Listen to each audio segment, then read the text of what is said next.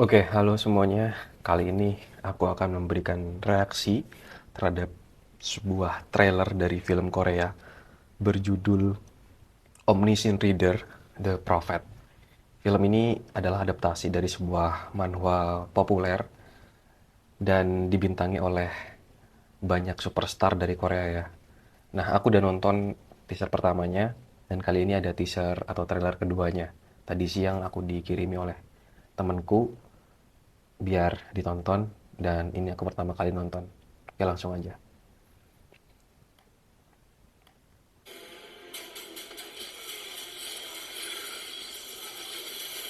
멸망한 세계에서 살아남는 How 법. to Survive the Apocalypse. 조회수가 1로 뛸 때부터는 저만 읽은 게 맞습니다. 현 시간부로 유료 서비스를 Oke. 시작합니다. 그 소설 Oh, 시청자랑 똑같잖아. 모든 인간 여러분들은 시나리오를 누려받게 됩니다. 하나 이상의 생명체를 죽이고요. 99번 시나리오까지 클리어했는데 제 전용 스킬이 예지력이거든요. oke. Lee Jong Hyuknya sekarang bawa pedang, guys. 살아서 충무로 가져와. 유적이 개새끼야.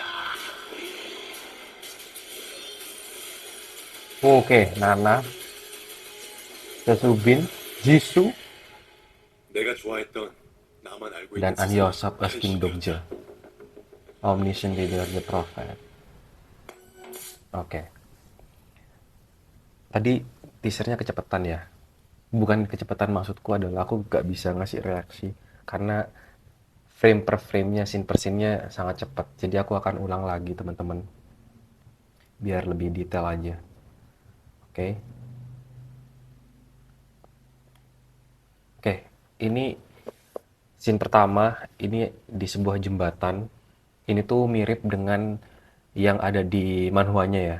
Disclaimer teman-teman, aku tuh baca ORV di chapter awal-awal dan aku berhenti baca melanjutkan. Kenapa? Karena waktu aku lagi baca itu tiba-tiba waktu itu muncul berita atau artikel kalau ORV ini bakal dibikin film dan dibintangi oleh Lee Min Ho, An Hyo Sop, Jisoo, Nana, Jae Soo Bin, Shin Seung Ho, dan lain-lain.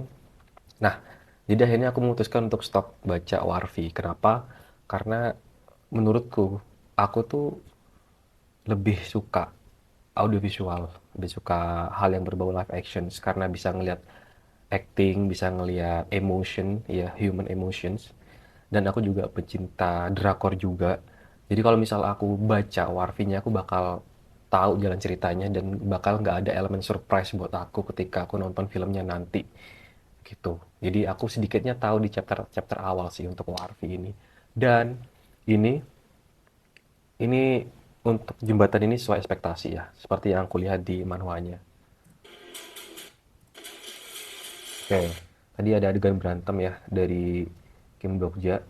Nah, ini adalah Yoo Jong Hyuk, teman-teman, yang diperankan oleh Lee Min Ho. Dan kali ini dia membawa pedang ya. Tidak seperti di teaser pertama yang bawa pistol. Itu waktu itu banyak dapat kritikan atau protes dari penggemar ORV, kenapa kok Yoo Jong Hyuknya malah bawa pistol gitu. 멸망한 Nah, oke. Di sini Lee Min Ho as Yoo Jong Hyuk. Jujur aku kurang suka dengan tampilannya.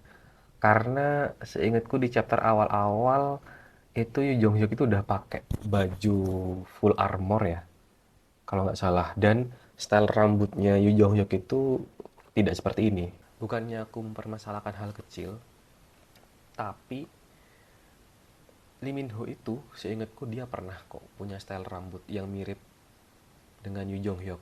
Dan kenapa tidak dibuat seperti itu gitu loh. Oke, next. 세계에서 살아남는 법. Oke, dari sebenarnya dari olah suara, jenis suara dan tatapannya Lee Min Ho udah cocok banget jadi seorang Yoo Jong Hyuk ya. 조회수가 1로 뛸 때부터는 저만 Nah, dan juga seorang Kim Dok-ja, menurutku pribadi dia punya vibes yang sama dengan Kim Dok-ja, si An Hyo Sop. 읽은 게 맞습니다. 현 시간부로 Wih, ini teman-teman, ini sesuai dengan ekspektasiku ya ketika aku membaca ORV di chapter awal-awal. Scenery-nya sama dan di bawahnya ada CGI si ular itu ya. 유료 서비스를 Nah, terus ini seingatku Yun Sang Ah ya, Choi Soo Bin di sini tuh sebagai Yun Sang Ah dan Kim Dok Ja itu nggak ada scene mereka lagi berdiri. Seingatku mereka lagi duduk deh. Tapi nggak apa-apa ya, mungkin memang ada penyesuaian-penyesuaian dari tim produksi filmnya biar terlihat lebih masuk akal gitu ya. Nah, ini dia teman-teman. Ini. Tadi aku cukup kaget ya, karena ternyata di sini si Dokebi tampilannya seperti ini. Terlalu apa ya dibilangnya? Terlalu augmented reality. Terlalu teknologi gimana ya? Karena kan yang di aku lihat Dokebi di ORV itu dia tuh kayak real gitu loh munculnya dan ada bulu-bulunya warna putih seingatku. Nah, tapi di sini terlalu augmented reality sih. Ya, tapi nggak apa lah ya. Mungkin karena tim produksi filmnya itu menyesuaikan dengan apa yang namanya quest-nya itu loh. Kan di dunia ORV itu ada quest, which is itu adalah terkait dengan teknologi. Jadi bukan hal yang tidak mungkin kalau misal si Dokebinya pun, sosok Dokebinya pun dibikin seolah-olah teknologi gitu. 그 소설 시작이랑 똑같잖아. 모든 인간 여러분들은 시나리오를 부여받게 됩니다. Nah, ini yang aku suka ini adalah ternyata jenis suaranya Dokebinya itu sesuai yang ada di bayanganku. Jadi waktu aku baca, kan pasti kita membayangkan kan suara dan lain-lain gitu. Nah, ini sesuai dengan suara yang ada di bayanganku. 하나 이상의 생명체를 죽이고요. 99번 시나리오까지 클리어 없는데. 제 전용 Oke, kalau kita melihat secara CGI ya dan production design ini cukup oke sih menurutku karena kan film Korea tuh jarang fantasi banget tuh jarang gitu. ORV ini menurutku bisa jadi salah satu breakthrough film Korea untuk di genre fantasi ke depannya. Seingatku aku nonton terakhir kali fantasi film Korea itu ada Space Sweepers, Alienoid, dan apa lagi ya? Mungkin kalau di series ada Moving, Alchemy of Souls, dan lain-lain. 스킬이 예지력이거든요. Widih, oke. 아, 잠깐만. 살아서 충무로 가져와. 유정이 어디 개새끼야!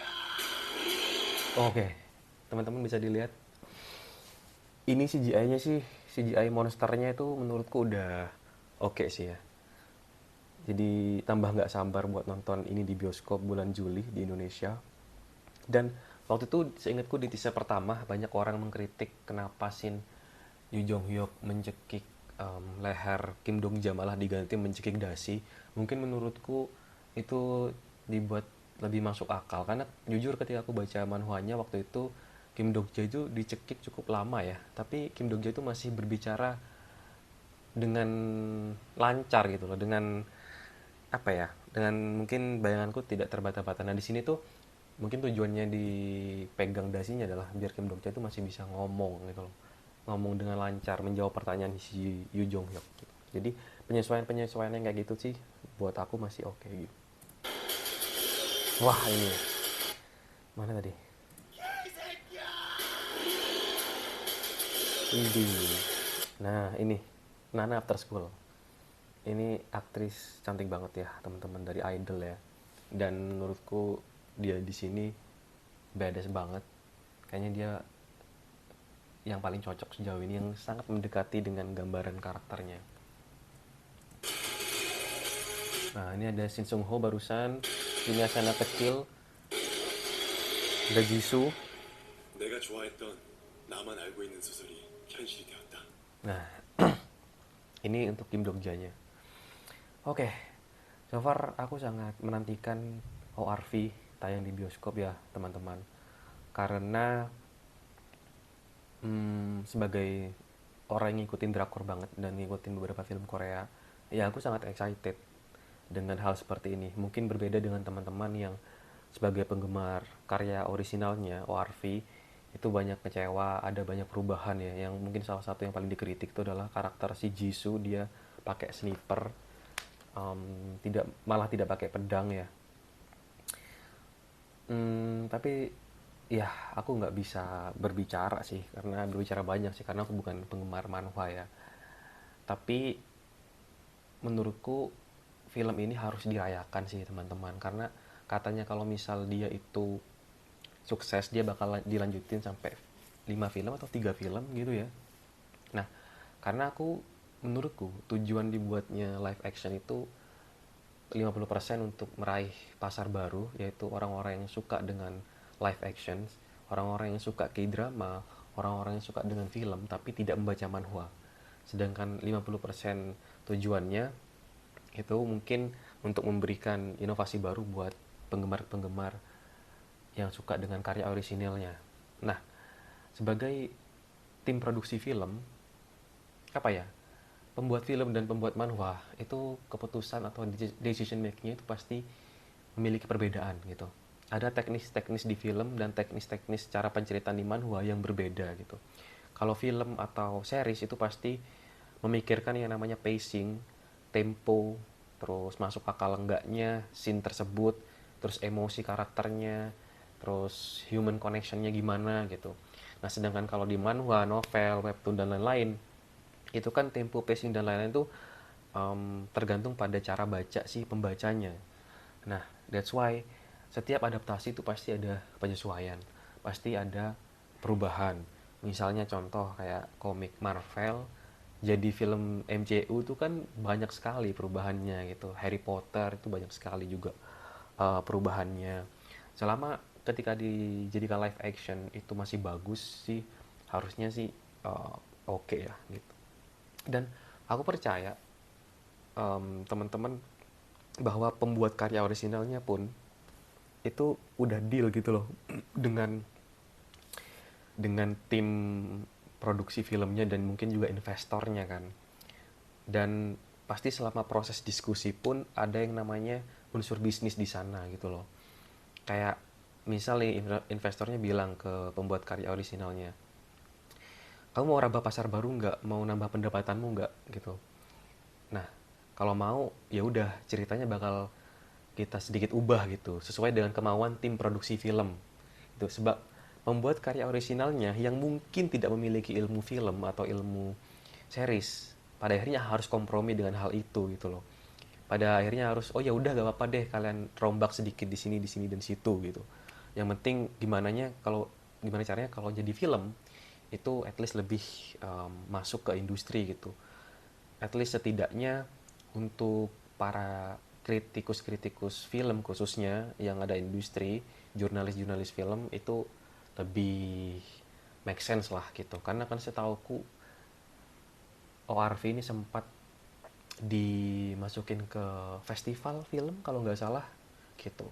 Dan jujur untuk pemilihan cast-nya pun aku sih oke-oke aja ya. Karena tidak jauh dari ekspektasiku gitu loh. Pasti orang-orang tuh banyak berekspektasi si ini, si itu, si ini, si itu. Tapi ya pada akhirnya kan yang scouting kan tim produksinya gitu. Dan banyak memikirkan hal ya bikin film nggak mau rugi gitu. Pasti ingin marketnya besar gitu loh. Dan menurutku mereka ini nggak jauh dari bayanganku sih. So that's why melihat teaser kedua ini sedikit mengobati kekecewaan ya, karena ternyata Yu Jong Hyuk udah mulai pakai pedang.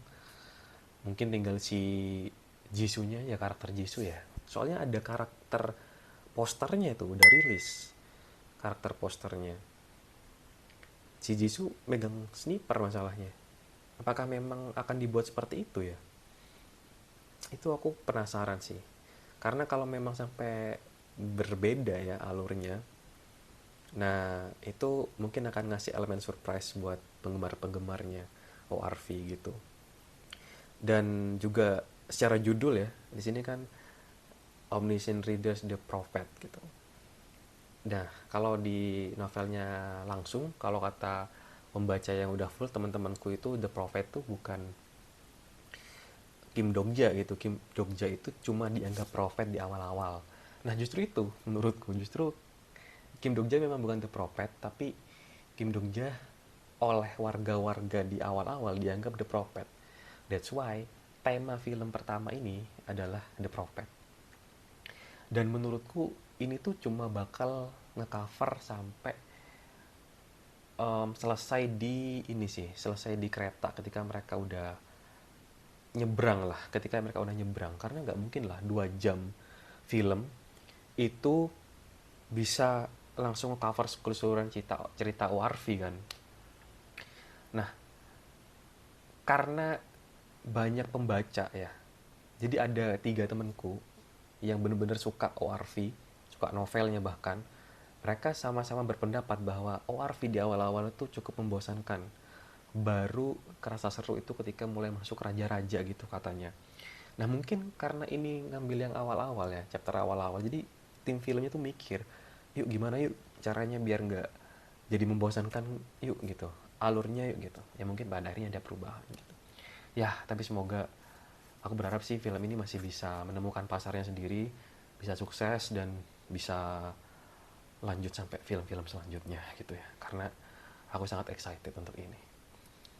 Oke, itu aja teman-teman, um, reactionku terhadap teaser kedua Omniscient Reader the Prophet dan sedikit review dan pendapatku tentang ORV ini.